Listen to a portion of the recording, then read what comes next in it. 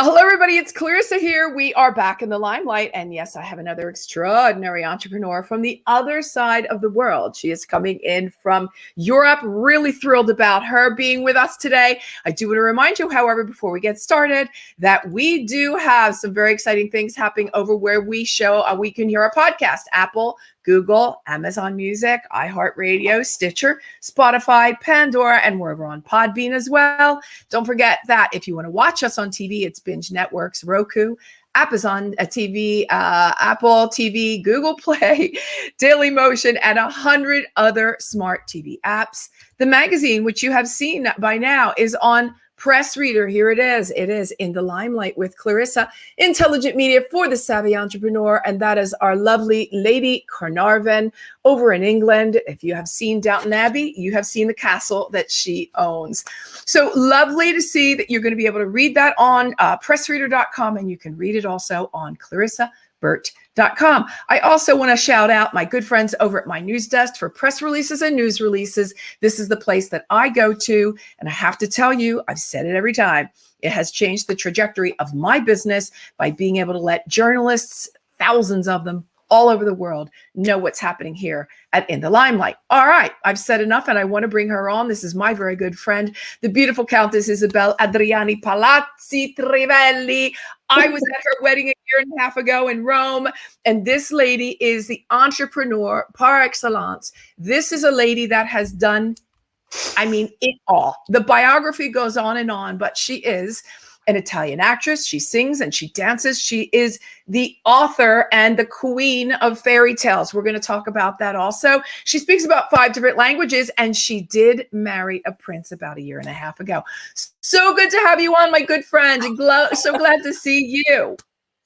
Thank you, Clarissa. It's marvelous to see you again. And yes. I really hope to see you very soon and to host you at the castle, actually. I cannot wait to get to the castle. I'm excited. Hopefully we can, when we lift COVID and we can get in and out of Italy frequently and freely, I will be there. I want to talk about your book right now. And I want to talk about what was it that led you down the path at a very early age of fairy tales. You are a PhD in everything fairy tales. Why fairy tales?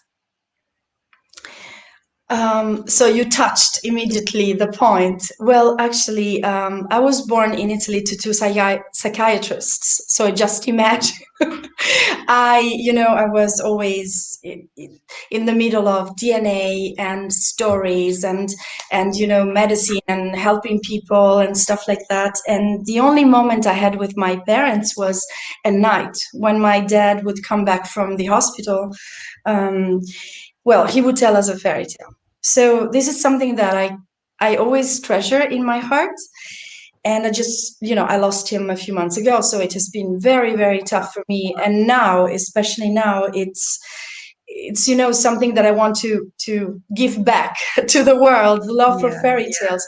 But I was always interested in fairy tales. I always asked them to tell fairy tales again and again and again, because I thought maybe, I will find something I can learn from fairy tales. In fact, psychologists agree that fairy tales teach patience and determination and strength and the way to reach our goals. So I really thought it was amazing. But people used to tell me, oh, you always have your head in the clouds, you're always thinking that fairy tales exist and something and blah blah blah blah. And so I promised to myself, when I was still a very little child, I promised, okay, I will show the world that fairy tales exist. And I actually quite did, because since then I took my degree and then a PhD in fairy tales with a thesis entitled The DNA of Fairy Tales. Yes. And this year I came out with a book, which is The DNA of Fairy Tales. No, see, show the book. Let's see the book. The DNA of Fairy Tales. There it is. I'm not a good seller. It's okay. Yes. It's a beautiful, beautiful book, The DNA of Fairy Tales. But I want to know why it was so important for you to go down this path. What was it about the fairy tale that captured you almost for a lifetime to the point where you manifested not only in your work on television, but also by marrying a real prince. I mean, Isabelle, who does that? Only Well, you. I know. I mean, actually, all of my good friends, as you are, tell me this. They just cannot believe how did you do? Well, first of all, I have to explain because otherwise it seems like I'm the luckiest in the world. But like, I just want to explain how it went. First of all, what really surprised me in fairy tales is that you have a protagonist, a lead, you have a goal, and you have an obstacle. This is a fairy tale, but this is also life. These are, the basic of all the stories. So I don't know how, but I always believed so much in fairy tales that I wanted to show, for example, that Cinderella existed, because if Cinderella existed, everything would have been possible. So after my PhD and my degree, I started, traveling around the world.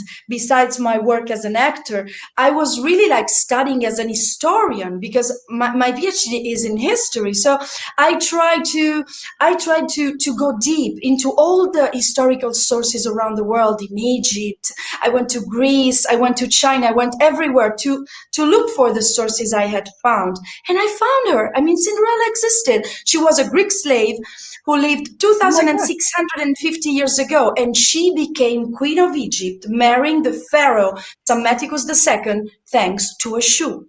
So I found Cinderella. From then on, I just couldn't believe it, and I found all the other, things that happened. At this moment, every time I would do something, it was all about fairy tales, and I was hoping to do fairy tales also in my real life. But when I met my husband, who is Earl Vittorio Palazzi Trivelli, I never thought he was a prince, because, or a count, or an earl, because he told me he was working.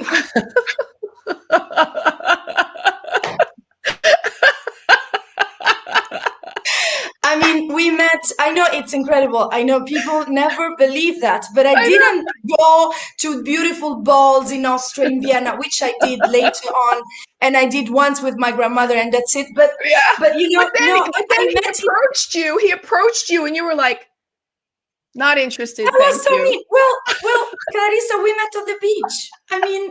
Do you really? I was moving to LA. I already had my green card. I was so happy to go to LA.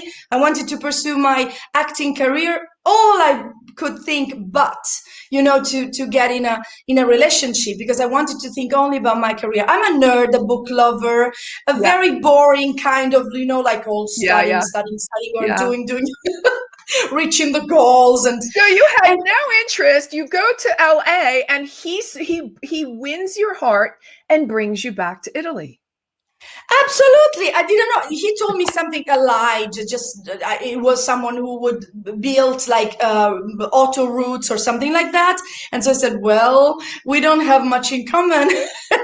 And I went away, and I treated him so badly. He always tells me that you were so mean to me. And I said, well, I just met a guy on the beach. What did you expect?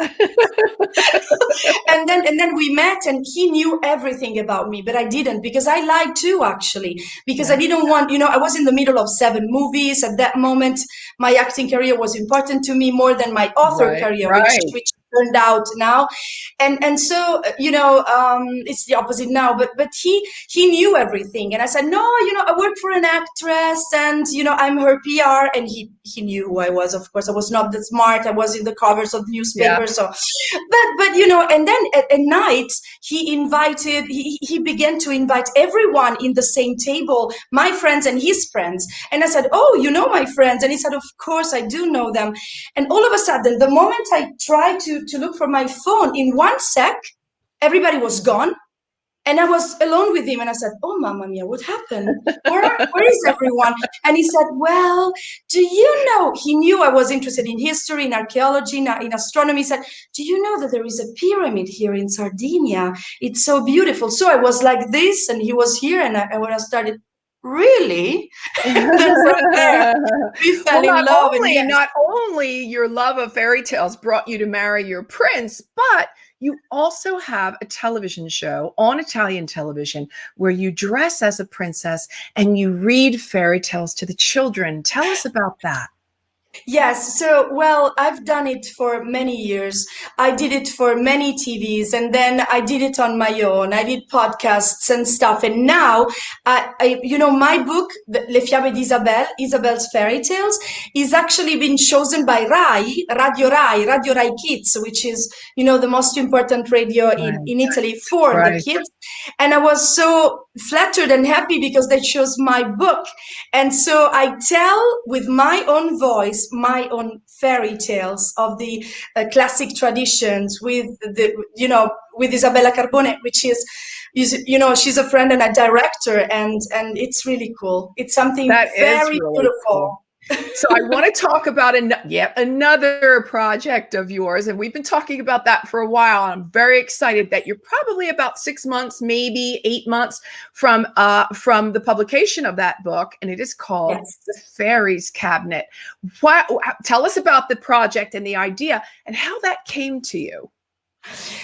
So, studying for the DNA of fairy tales, which is like a 12-volume compendium about the real stories behind fairy tales, Snow White, Aladdin, etc., and Cinderella, as I told you before. Well, I found something amazing.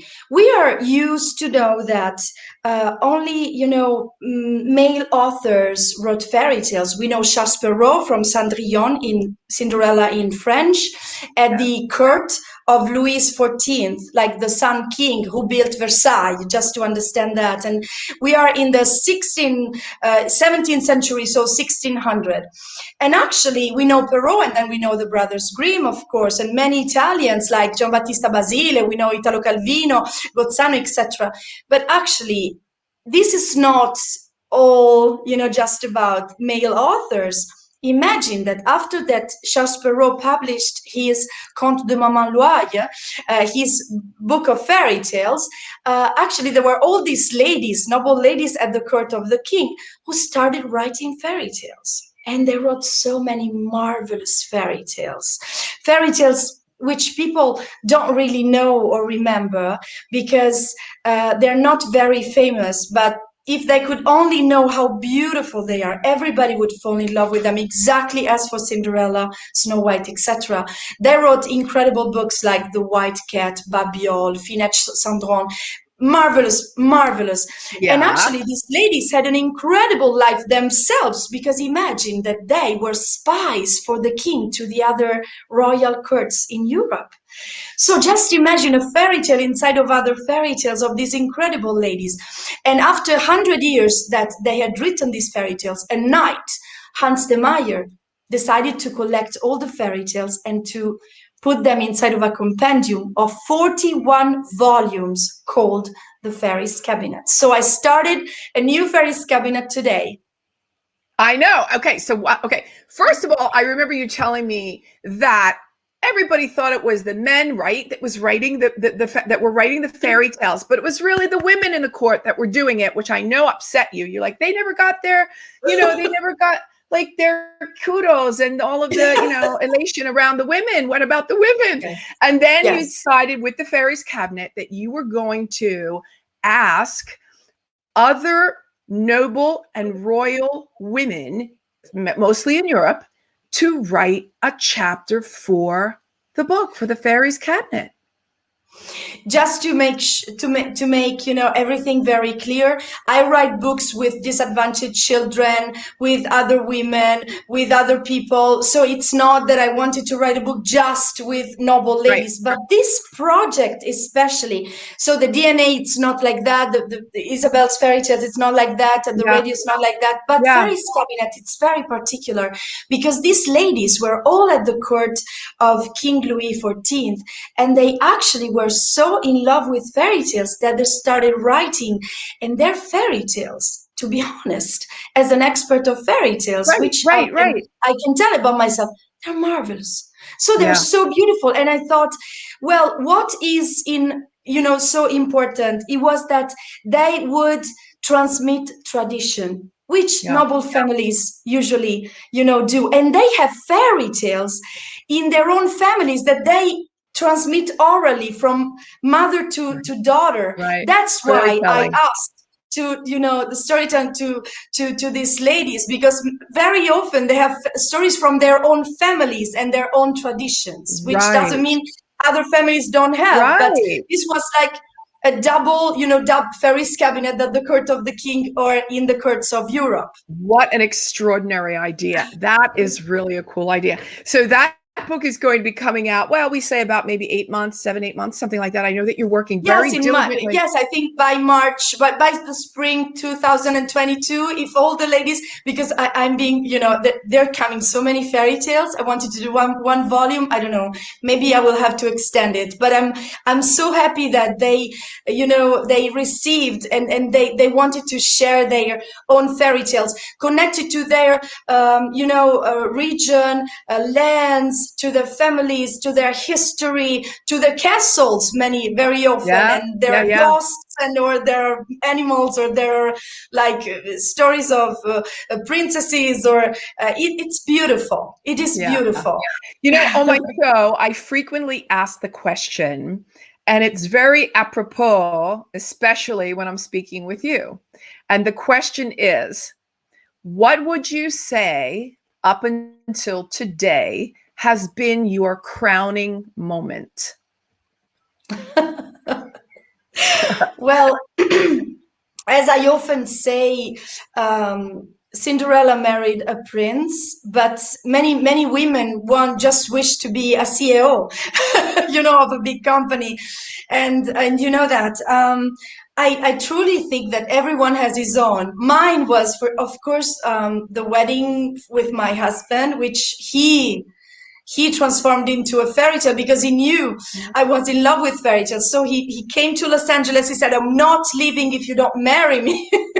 And then he took me to Rome and actually it organized the most marvelous. You were there, and every table had, like a fairy tale name, and everything was like magic. And there was the carriage of the family, just Yep. marvelous. He did, Lovely. I don't know, but yes, maybe that one. But also when my first book came out, and when one day, I will tell you, it was really special.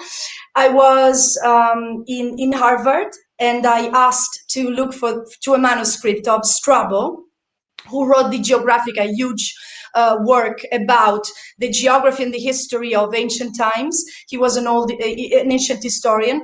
And when I could finally look at this manuscript, and it was in ancient, it was very difficult to read, but I took a photo of it, and then I immediately asked to a friend of mine to help me to translate it. And when I did it, and I found out that what I had written in my own historical novel about Cinderella was true, I started crying. It was incredible, because I had almost everything, but I had invented just this little thing, and I found that it was true. That was really... Well, we're almost at the end of the interview. I really hate to see you go, but I would like for you to tell everyone how they might be able to contact you on social media. Oh, mamma mia. So I have an You Instagram have account. Twitter I'm is not good. I'm Isabelle not good at Adriani, LinkedIn Isabelle official. Adriani. Isabelle Adriani official, Right, which on is my Instagram, Instagram. and then you have YouTube Isabelle Adriani channel. Yes, and I have a YouTube for opera whistling, which is another chapter, and then and I have email. I know you have. We didn't even go And I down have the a path of website, your. of course. Yes, I have a website Yes, www.isabelleadriani.com. Yes. IsabelleAdriani.com. Absolutely. I'm going to ask you this one last question, and then I will see you hopefully again very soon. And that is, Yes. how would you like to be remembered? Oh, like a brother, like a sister Grimm. For sure. Sister Like Sister Grimm. I know, I mean, I cannot not mention, the movie, the last movie with Jim Caviezel, Infidel by Cyrus Norris, marvelous. But if I have to say after, I'm gone in the heavens, how shall I be remembered as a Sister Grimm? Someone who brings, together fairy tales and their real stories, the real stories behind the fairy tales, because they existed, real people, and they're inspired by real people, and that people may start dreaming again, because if Cinderella existed, everything is possible. And she did. Everything is possible. Isabelle, Adriani, a very good friend. I give you lots of love across the internet, and we will see you again very soon. Everyone, you have been listening to Countess Isabelle Adriani Palazzi Trivelli, and we are going to be seeing you again very soon, right here in the Limelight. Bye for now. Thanks for listening to this episode of the In the Limelight podcast, intelligent media for the savvy entrepreneur. You can listen to this and all of my podcasts on Apple Podcasts, Google Podcasts, Stitcher, Spotify, Pandora, and Inspired News Radio. You'll find all of my videos and the In the Limelight digital magazine on clarissaburt.com. And don't forget to connect with me on social pretty much anywhere. Stay well until we meet again in the Limelight.